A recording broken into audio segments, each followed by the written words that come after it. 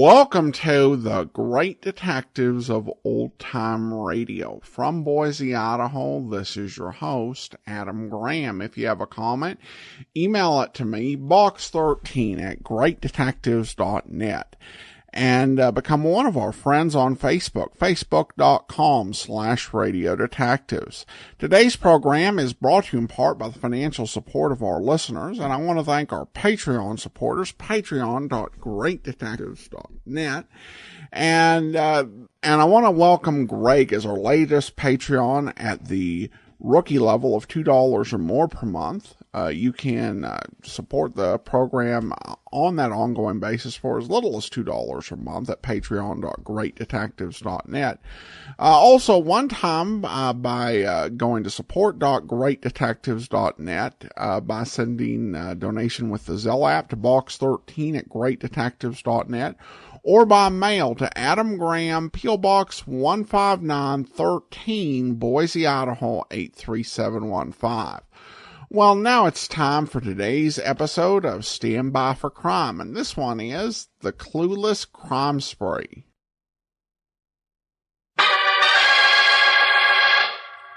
Stand by for crime.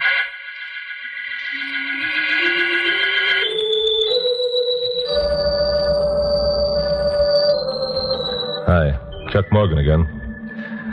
You know, in a city the size of Los Angeles, where I work as a newscaster on radio station KOP, crimes occur so frequently, and law enforcement agencies operate with such a maximum amount of efficiency, that unless a crime has an unusual angle or twist to it, it doesn't make particularly good copy from a news point of view. Well, we had one of those unusual angle crimes in L.A. about a month ago. It wasn't just one crime, it was a whole series of them. And what gave the twist was, oddly enough, lack of clues. No telltale cigarette stubs. No strand of hair or thread from a torn garment. Nothing. It was uncanny. I reasoned that if I could uncork the answer to this one, I'd really have a story that would make good copy. Well, it was on a Wednesday afternoon that I picked up Carol Curtis, my blonde secretary, at a downtown street corner. Carol had been going in for welfare work lately and had been attending a meeting. Hi, Glamourpuss. Hop in. Hi, Chucky boy. Oh, Chuck, I've just had the most wonderful experience. That's all? I've been watching a demonstration by some disabled veterans. You know, boys who were wounded in Korea. Yeah? Glamourpuss, if I could crack this mystery crime deal, I'd have myself a real story. Sure. Oh, Chuck, you really should have been there. Gosh, it's amazing what they can do. One boy's name is Johnny Owens. He has 2 metal fingers for hands. He can pick up a pencil and write, shave himself, tie his own tie, light a cigarette. Sounds interesting. You know, the thing that bothers me and the police department is that each one of these crimes is worse than the one preceding it. If the mystery man keeps getting away with them, he's going to get cocky and murder someone just to make the cops look like monkeys. And we will be in the soup. Oh, gosh, I hope that doesn't happen. Yeah. Chuck, do you know what I think would be wonderful? What? If you interview Johnny Owens on the air. Let him do his demonstration and you could describe it. Oh, it would give hope to so many other amputees. Yeah, sounds like a good idea. Look, I'm going to drop you off at the studio, then go down to headquarters and have a talk with Bill Meggs. Oh, I knew you'd feel that way about it. So I've already asked Johnny to come to your broadcast tonight. You what? Uh-huh. You cute little rascal, you. Cute little rascal. 5 minutes later, we reached the studio. I put into a loading zone to let Carol out and saw Pappy Mansfield, owner of KOP, coming out of the building. He looked concerned about something. Hey, Chuck, hey, wait a minute. Hi, Pappy, what's wrong? Get out to North Hollywood as fast as you can. There's been a murder. Bill Meggs is positive it's your mystery criminal.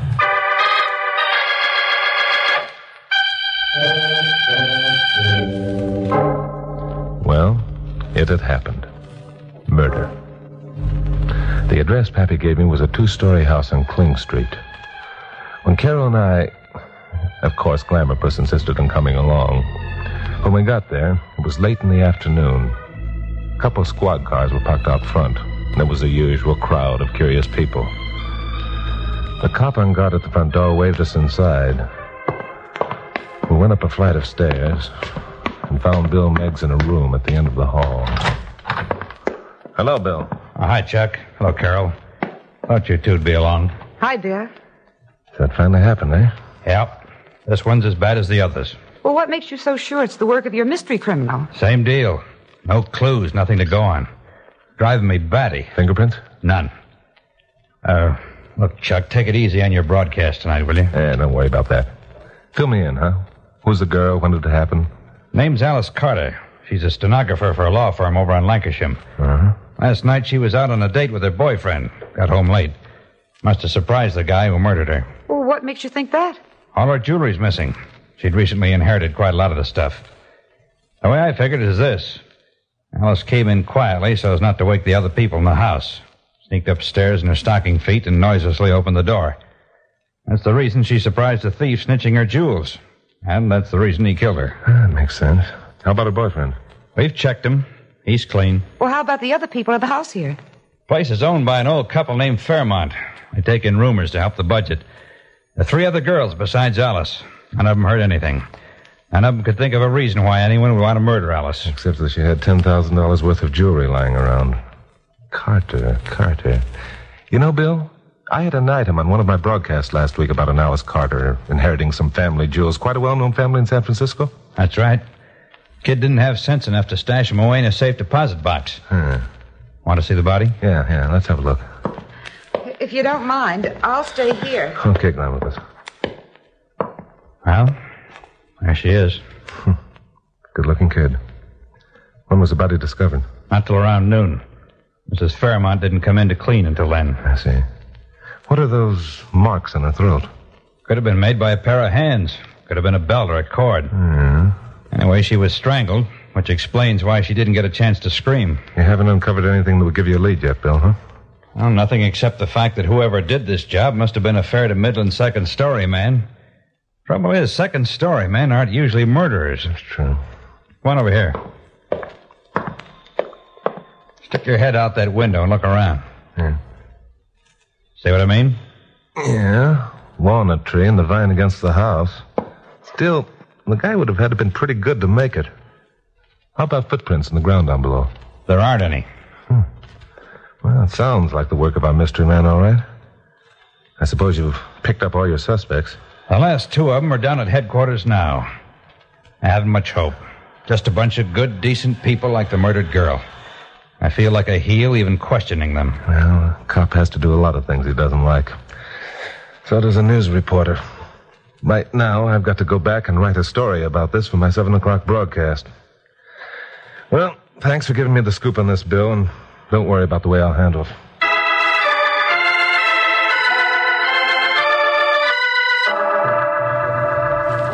I wanted to get away from there fast. Some time ago, I'd used an item about a second-story man named Benny Murdoch, a 2-time loser. 2 months ago, which is about the time the mystery crime man had begun his operations, Benny had been released. I knew where he lived, and I wanted to talk to him, just on the bare hope there might be some connection. Well, I did my 7 o'clock broadcast, gave Carol some work to do, and drove down to the address on Oxford Street where Benny Murdoch lived. It was a single-family frame house, rather the worse for wear. A light showed in the rear window, so I walked around back and knocked on the door.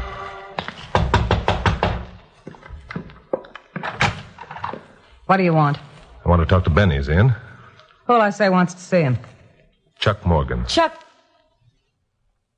Well, so you're him. I don't know what you mean by that, but I'm Chuck Morgan. Is Benny home? Not to you, he ain't. On your way, you lousy squealer. Benny don't want no part of you. Hey, get out of here. I'll call the cops. Why don't you, Bess? It'll save me the trouble. What do you mean by that, Crack? How do you know my name? Benny mentioned your name several times when I interviewed him a couple of months ago. And you can take that crack any way you want to. Where's Benny? He ain't here. Where is he? None of your business. Okay, Bess, if that's the way you want to play. Hello, Benny. Come on out and be sociable. Sure, Morgan. I was just going to do that anyhow. Sit down. Make yourself comfortable. Anything I can do for you? Benny, are you going to let this meathead get Take away? it easy, Bess. That ain't no way to treat a guest. Now, what's on your mind, Mr. Morgan? Just a couple of questions, Benny. Where were you last night when that girl out in North Hollywood was murdered? How do you like that? Who does this guy think Shut up, he is? Bess. I'll do the talking. You want to know where I was, Morgan? Yeah. Sure, I'll tell you. I was playing snooker over at Abe Berman's. You can prove that. Come on, wait a minute. Abe Berman's joint was closed up 2 weeks ago. No kidding. Benny, are you nuts? You got an alibi. Tell the jerk. You let me handle this, Bess. All right, anything else you want to know, Morgan? Okay, Benny, so you hate my guts. We'll let it ride that way. However, get this through your head. I'm down here to do you a favor, nothing else. You're down here to do me a favor, huh? Yeah. Well, there's one for the book. Well, just tell me about it, Morgan. I'm dying to hear the punchline. Sure, I'll tell you. The guy who murdered that girl was a second-story man. He was pretty good at his trade. Well, that's me, all right. There ain't no better second-story man in the profession than Benny Murdoch. Benny, are you going screwy or something? Morgan here thinks you murdered the babe. Oh, let him. Let him think anything he wants. Got my reputation to think of. Somebody says they're a better second-story man than me, they're crazy. I can prove it. Did you prove it last night, Benny? Don't answer him, Benny. Bess, I don't want to have to tell you again to shut your trap. Now, you get over there behind Mr. Morgan and don't speak till you're spoke at. Now, Mr. Morgan, what was this favor you were saying you done for me? It isn't much. Sooner or later, Bill Meggs is going to remember that you're the best second-story man in the business, and he might come around asking questions. So, unless you've got the answers, you better leave town. You see, Bess? That's Mr. Morgan's favor. He's giving me a tip. He's telling me to get out of town unless I got some answers. You're a fool if you listen to him. Well, maybe I am, maybe I ain't. Looks like Mr. Morgan's the right guy after all. He's given me plenty of time to take a powder if I ain't got the answers, huh? That's right, Benny. So I take it on the lam. So then the cops figure I strangled that babe in North Hollywood whether I did or not. So they put out a dragnet and picked me up. Morgan, you got my everlasting gratitude for this favor you're doing me. Okay, Benny. How did you know the girl was strangled? You see, Bess, the guy's clever, too. How did I know the girl was strangled, he asks. He don't figure I listen to radio or read the newspapers, I guess. I didn't mention on my broadcast how that girl died. I wouldn't know about that, chum. I didn't listen to your broadcast. I listened to somebody else's. You know, Morgan, I'm kind of glad you dropped in on us tonight. You know why? Nah, tell me. Well, I never forgot how you helped send me up that last time. I used to while away the time and stir thinking what I'd do if I ever got things set up just right to pay you back. So you think you got things set up just right now? You put your finger on it, pal. Things are set up just right now. Nobody asked you in here. You forced your way. You ain't no cop, and a man's got a right to protect his own home. You all set, Bess? All set, Benny. So now I knew that Benny had been play acting all the time. He was a mystery man of crime, and he wanted me to know it, because the knowledge wasn't going to do me any good. Bess was behind me, and Benny had suddenly produced an ugly-looking automatic. Don't move, Morgan. Stay right where you are. Bess, let him have it. Bess let me have it, all right. Something hit me on the side of the head, and comets began zooming around the room. Far, far off, I heard Benny yell, "Hit him again! This I'm enjoying!" So Bess hit me again, and I tumbled to the floor, still clinging to a shred of consciousness. Benny's leering face was above me. I saw his foot swing back and drive forward, and then a curtain of darkness closed down, obscuring everything. Eons of time later, I saw stars dancing around in an endless circle and heard distant sounds that were vaguely familiar. I closed my eyes and opened them again. The stars were still there. I realized they were real. I was lying on my back on the cold, cold ground looking up at the firmament. The sounds I'd been hearing were the normal sounds of traffic. I sat up and fell back again, conscious of pains and aches all over my body. After a while, I tried it again. This time, the world stopped spinning, and I managed to get out my lighter and look at my watch. 10:15. I'd been out cold for more than 2 hours. Benny had had his revenge with interest, and now I was going to have mine. I got to my feet and staggered toward a street light. A block away was a drugstore. Somehow I made it. The clerk stared at me pop-eyed as I swayed across the floor toward a phone booth. I found a dime and dropped it in the slot.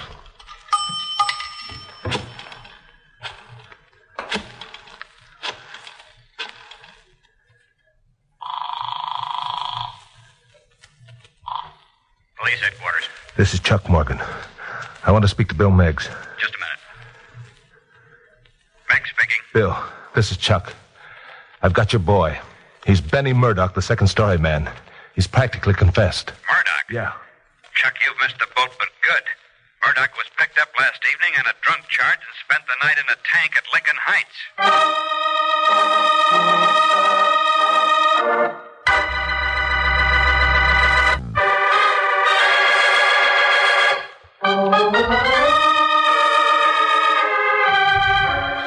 The way Benny Murdoch had played me for a sucker was something I didn't like to think about. Worse, there was nothing I could do about it, which didn't help my mood any. And it didn't help it any further when I got back to the office and found Carol waiting there with a visitor. Oh, Chuck, I thought you'd never get here. Oh, what happened to your face? Nothing. Look, Glamourpuss, I want you to dig up all the information you can on a certain... Wait a minute, Chuck. First, I want you to meet Johnny Owens. Hi, son. Where's Pappy, Glamourpuss? Hi, Mr. Morgan. Say, I'm glad to meet you. I never miss one of your broadcasts. They're swell. Thanks. Where's Pappy, Glamourpuss? Oh, I don't know. Now, if you'll stop rummaging through that drawer, I think it might be a good idea if you and Johnny ran through your interview. What? What interview? Will you please pay attention? This is Johnny Owens, the boy I was telling you about. Johnny Owens? Who's Johnny Owens? It's the first time I ever heard his name. What does he do? Golly, I guess I'd better be going. You stay right where you are, Johnny. Oh, Chuck, you take this script and read it, or I'll quit. Then quit. Oh, Chuck, please listen. Johnny's the amputee whose demonstration I saw this afternoon. Oh, gee. I'm sorry, son. Well, that's better. Now, are you ready for a run-through? I can't do it tonight, Glamourpuss. It's impossible. There's a girl been murdered out in North Hollywood. If I talked about anything but that, I'd lose every listener I had. You know that. No, I don't know it. What Johnny has to say is more important to the American people than, well, just another murder. Look, folks, let me bow out of this one, will you? I didn't mean to cause so much trouble. Mr. Morgan knows what's best for his listeners. I'm sorry, Johnny. Please forgive me. Well, there's nothing to forgive you for. Well, I'll get along.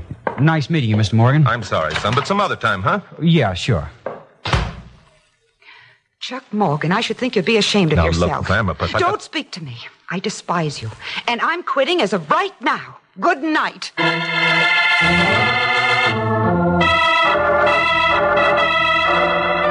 Well, this was great. This was wonderful. Besides feeling like a sucker, I now felt like a first-class heel. Well, I did my 11 o'clock broadcast, and I told my audience absolutely nothing more about the North Hollywood murder than they already knew. Well, after the broadcast, I drove out to Kling Street. With the help of the cop on guard, I examined the walnut tree and the vine outside the murder room window. It netted me nothing except a few marks made by the murderer in his efforts to scale the wall. I got back to my apartment about 1 a.m. and tried to get some sleep, but that didn't work either. Around daylight, I woke up in a cold sweat and phoned Carol. She didn't answer. I got dressed, drove over to her apartment, and spent 10 minutes beating on her door. Then I drove out to her mother's place in Encino. She wasn't there either. At exactly noon, I got back to the office. Glamourpuss. Hello, Chuck. I've been looking everywhere for you. Where the devil you been? Here. Here? What do you mean here? I couldn't quit. You haven't hired anyone else, have you? Glamourpuss, you're wonderful. Of course, I haven't hired anyone else. You know I couldn't get along without you. Oh, but I still think you're a heel and impolite, and I'm ashamed of you. Yes, and I don't blame you. I couldn't sleep last night for thinking about it. Oh, then you will interview Johnny? Sure, I will. Get him down here for a run-through this afternoon if you want it. Oh, Chuck, do you mean it? Certainly. Oh, that's wonderful. And next time, remind me to listen to what my very beautiful secretary has to say. She's smarter than she looks. What? Come here.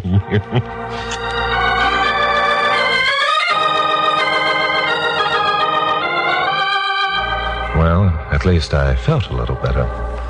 I took Glamourpuss to lunch, and afterwards she went out to get Johnny Owens, and I got Bill Meggs on the phone. I gave him my ideas on the subject and then went in to talk to Pappy. At 2:30 p.m., Carol called to say she'd located Johnny, and the two of them would meet me at my office at 3. At 3 straight up, they arrived. Hello, Chuck. Here's Johnny. Hi, Carol. Hello, Johnny. Hi, Mr. Morgan.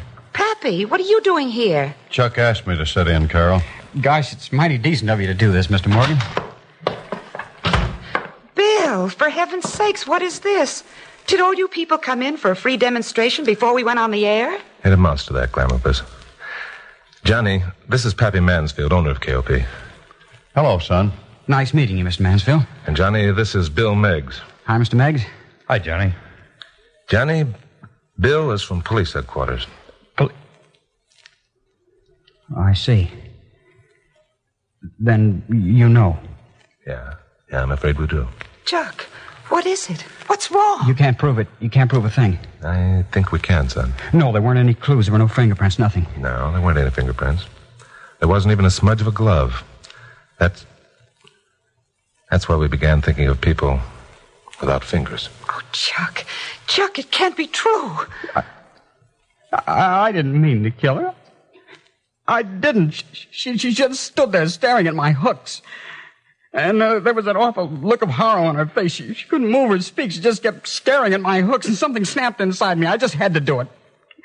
I just had to show her that I could use those hooks like a normal person uses his hands. That's why you committed the robberies, isn't it, son?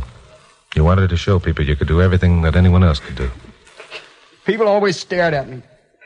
Oh, sure, they'd watch my demonstrations and they'd say it was great, but they wouldn't give me a job. They pitied me. They didn't have time, or they weren't willing to listen if there was anything else they had to do. Like you, Mr. Morgan. You didn't think it was important yesterday to have me on your broadcast. Well, I showed you. I showed you all. Johnny, you're right. I feel almost as much guilt in this as you do. It isn't you who murdered that girl out in North Hollywood, Johnny, any more than it's I. And a lot of other people who couldn't take the time to listen and understand. Now, wait a minute, Chuck. Let's take it easy. Murder's murder. Yeah, Bill, I know. No.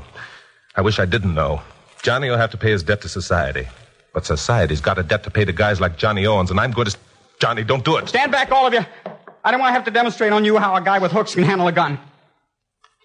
This is the end of the trail for me. I'm glad it's over. I've been trying to lick this thing ever since they shipped me out of Korea. I guess I chose the wrong way. I know it now, but maybe I'll have helped some other men who might be thinking along the same lines. Now, wait a minute, Johnny. Let me finish. It's people like you, Mr. Morgan, who are in a position to do us a lot of good. Remember that. I'll remember it, son. And Miss Curtis, well, I've never met a nicer person. I wish they were more like her. She didn't offer sympathy or pity. She recognized that men like me are capable of doing the things any normal person can do, that we're self-reliant. Too bad I met her too late. You're lucky to have her, Mr. Morgan. Yeah, I know. Oh, Johnny. It's okay, Miss Curtis. Don't you feel bad about me.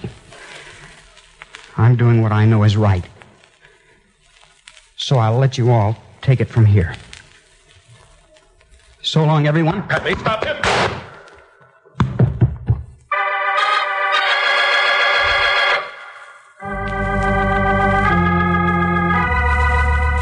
Well, Johnny Owens is dead. He blew his brains out, with us standing there watching him and not being able to do anything. Maybe it's best, I don't know. Maybe it would have been better if he died in Korea. No, that wouldn't have been any good. Some of those boys had to come back to show us poor, smug dopes how unthinking and self-satisfied we are. It's too bad Alice Carter had to be a guinea pig. But that's life, I guess. Or death. Well, whichever way you figure it, the whole deal was a sorry mess. Pappy Mansfield stuck around my office while I dictated the substance of my 7 o'clock broadcast to Carol. There were some questions that Pappy wanted answered. There must have been something besides the fact that there were no fingerprints to cause you to suspect the boy, Chuck. Yeah, Pappy, there was. The marks on Alice Carter's throat to begin with. They might have passed for thumb marks or marks made by a belt or a cord, but there were 2 sets of them. A fact that meant nothing to me until I saw Johnny's metal fingers. Anything else? Yeah. I went out to the Kling Street house. I looked at the walnut tree and the vine on the side of the building. There were similar marks on both. Who else but a soldier, trained to lick the most hazardous obstacle course, could scale that wall so easily? I see. Well, that's the way things go. Oh, by the way, Chuck. Yeah? In your 7 o'clock broadcast, you don't have to No, mention... don't worry, Pappy, don't worry. I know how to handle it. Good. Well, I'll be getting back to my office. Don't take it too hard. We won't, Pappy. So long, Pappy. He's nice, Chuck. Yeah, he's swell. We haven't got much time. It's after 6. Yeah. I think I'll ad-lib this one, Glamourpuss. Just make a few notes. Okay, Chuck. You know, honey, self-respect is more important to a man than anything else. He can lose most anything else, even his arms, and lick the handicap, if he can hold his head up and look at his fellow man on an equal footing. In the case of Johnny Owens, that was almost wholly the responsibility of his fellow man, wasn't it? Yeah, it sure was, Glamourpuss. How blind can people be? We thought we were doing our duty by watching Johnny do his demonstration and complimenting him, and then pitying him. We forced him to prove he was our equal. Honey, we owe so much to those boys. So big a debt. Do you think we'll ever open our eyes and realize that we've got to help? You're in a position to help, Chuck, more than anyone. That's the last thing Johnny said. Yeah. He said something else, too, Glamourpuss. Yes, Chuck? Tonight after the broadcast, when I drive you home, and every night, remind me to tell you what a very swell person you are. And I love you very much. Oh, Chuck.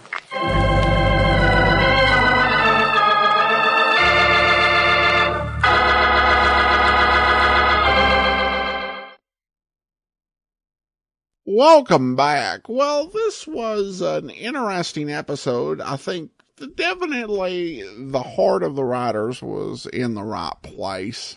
And we also get to see a somewhat different side of Chuck Morgan, as he does really acknowledge wrongdoing and take responsibility for his actions. Now, of course, the story is a bit heavy-handed, but I think that could be said of a lot of media that did try to raise issues, not just in the 50s, but in decades to come. All right, well, listener comments and feedback now. And we have this comment from Robert, who writes, good episode, and this is the border murder. I agree with Adam about how crazy it was for the Border Patrol to be so understaffed back then. Stand by for complaints about the term that was used in that episode, even though Adam describes how back then it was a logistical term as opposed to a racial term. Of course, now the term is totally racist, but please remember this is fiction from many years ago. Great commentary after the show, by the way. Thanks so much, Robert. And speaking of the complaints that Michael recommended I stand by for, have this comment from Michael, who says, I enjoy the radio episodes, but a recent episode of Stand By for Crime used the slur wetbacks on several occasions. The slur is highly offensive and equivalent to the N-word, K-word, or F-word for blacks, Jews, and gays. Just because it was okay years ago doesn't make it acceptable to broadcast today. I hope you refrain from broadcasting racial slurs in the future. At the very least, you should have a frank discussion about how our history of racism is reflected in the broadcast of old-time radio. Thank you so much for the comment, Michael. Anytime you're dealing with playing or presenting classic entertainment, you have to address how to deal with material that was not appropriate in accordance with modern standards. And it's something to take on a case-by-case basis and using your best judgment. In the case of that particular episode of Stand By for Crime, I played the episode and then provided some commentary to provide context for how that term was used. Language does matter, and context does matter when you're reviewing historical recordings. In this case, the term was used in a way that was not seen as specifically racist at the time, but in its original usage referred to people who illegally crossed from Mexico to the United States. In addition, Stand By for Crime was a series that, as we heard with today's episode, tried to address serious issues and not just using it in some pejorative sense. As to discussion of how historic racism is reflected in old-time radio, first of all, I trust that listeners understand that there were a lot of serious racial inequities during the golden age of radio. I also expect that listeners understand that not everything they heard on the radio from the 1940s and 50s was appropriate or right. And I think about why listeners tune in. And I don't think it's for lectures pointing out every statement that today would be considered racially insensitive or inappropriate towards women.